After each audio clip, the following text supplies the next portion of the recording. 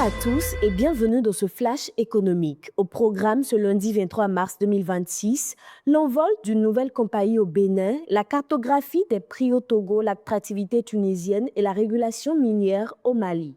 Ce lundi 23 mars 2026, Amazon Airlines lance ses vols domestiques entre Cotonou et Parakou.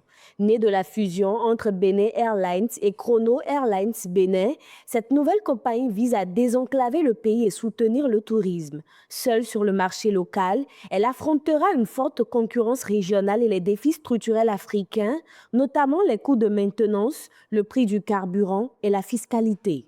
Pendant que le Bénin renforce ses connexions intérieures, le Togo voisin analyse les disparités de son propre marché domestique. Les produits de base comme le maïs et le riz sont nettement moins chers dans le nord agricole qu'à Lomé. À l'inverse, l'huile de palme produite au sud voit son prix grimper avec le transport vers les savanes. Si la capitale affiche les prix les plus hauts pour la viande, l'État harmonise les tarifs du carburant et du gaz sur tout le territoire pour préserver l'équité régionale. Au-delà de la gestion des marchés locaux, l'attractivité économique reste un enjeu continental, comme en témoigne la dynamique observée au Maghreb.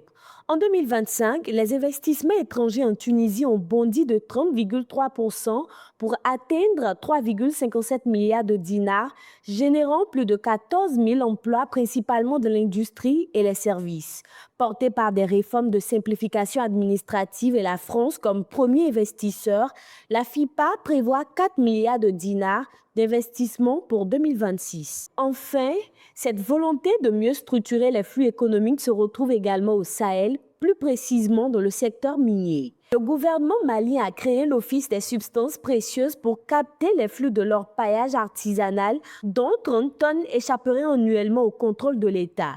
Cet organisme vise à réguler et sécuriser la commercialisation face aux disparités massives entre les exportations officielles et les importations déclarées par des pays tiers. C'est l'essentiel de l'actualité en ce début de semaine. Merci de votre fidélité et excellente semaine à tous sur nos canaux digitaux.